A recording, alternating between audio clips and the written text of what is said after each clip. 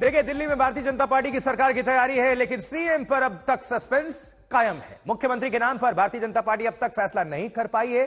माना जा रहा था कि प्रधानमंत्री के विदेश दौरे से लौटने के बाद सीएम के नाम का ऐलान होगा।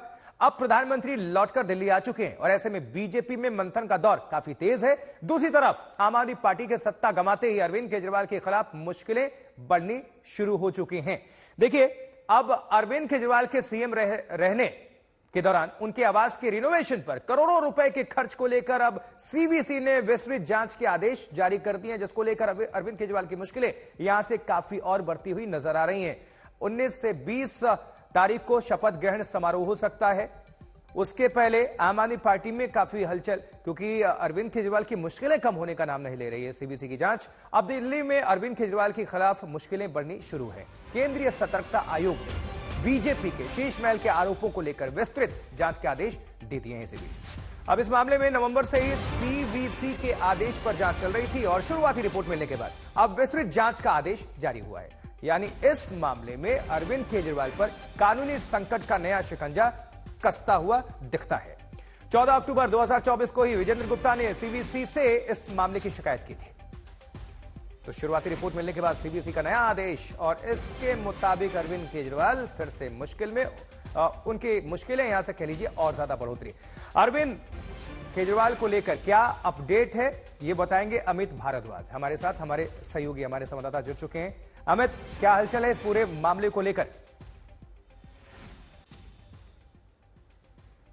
आशुतोष, देखिए, ये असल में जो 6 फ्लैगस्टाफ मार्ग का बंगला है जहां अरविंद केजरीवाल मुख्यमंत्री के तौर पर रहते थे, उसको लेकर अलग अलग कंप्लेंट्स फाइल हुई हैं। एलओपी विजेंद्र गुप्ता जो बीजेपी के विधायक हैं रोहिणी से, उन्होंने 2 कंप्लेंट्स फाइल की थी। एक तो पैसे को लेकर था कि एक्सपेंडिचर जैसे हुआ उसकी जांच को लेकर, और दूसरा जो रेनोवेशन हुआ है 6 फ्लैगस्टाफ मार्ग के बंगले का, यानी कि उसमें आरोप लगाया गया था कि अलग अलग प्लॉट्स और अलग अलग बंगलोज को तोड़ के उनको मर्ज किया गया। इसमें फ्लोर एरिया रेशियो का वायलेशन हुआ और इसके खिलाफ एक जांच होनी चाहिए। तो सीवीसी को उन्होंने अपनी कंप्लेंट दायर की थी। सीवीसी ने चीफ विजिलेंस कमीशन जो कमीशन है, उसने सीपीडब्ल्यूडी को कहा था कि आप जाके एक फैक्चुअल रिपोर्ट तैयार कीजिए। सीवीओ जो सीपीडब्ल्यूडी के हैं, उन्होंने फैक्चुअल रिपोर्ट तैयार की।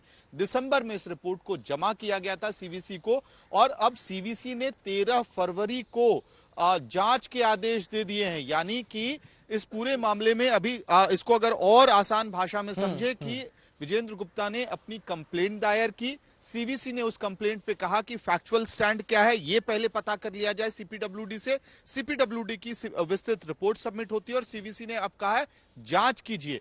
यानी कि कानूनी जो समस्याएं हैं अरविंद केजरीवाल के लिए और उनकी पार्टी के लिए यहां से और भी ज्यादा बढ़ सकती हैं, क्योंकि एक बार जब वो जांच की रिपोर्ट सामने आती है तो और क्या इसमें जो आरोप लगाए गए हैं विजेंद्र गुप्ता द्वारा, उसके बारे में और डिटेल जानकारी हमें मिलेगी। ये बात तो स्पष्ट है कि प्राइमा फेसाई में कुछ गड़बड़ियां निश्चित रूप से फैक्चुअल रिपोर्ट में आई होगी, जिसकी वजह से डिटेल इन्वेस्टिगेशन का ऑर्डर सीवीसी ने दिया है।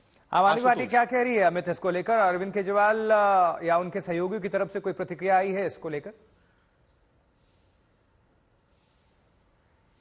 आशुतोष, देखिए, इस स्पेसिफिक मामले में फिलहाल कोई प्रतिक्रिया तो नहीं आई है, लेकिन जहां तक 6 फ्लैगस्टाफ मार्ग बंगले का सवाल है, ऐसे में हमने देखा कि आम आदमी पार्टी ने भी अपनी रणनीति बदली थी चुनावों के दौरान, और अपफ्रंट, वो कहते हैं ना, taking the bull bye it's horn, सीधे अटैक कर रही थी बीजेपी पे कि अगर गड़बड़ियां हैं तो आप दरवाजा खोल दीजिए और दिखाइए दिल्ली के लोगों को। तो देखना होगा क्या फिर से कन्फ्रंटेशनल स्टांस होगा आम आदमी पार्टी का इस पूरे मुद्दे पे।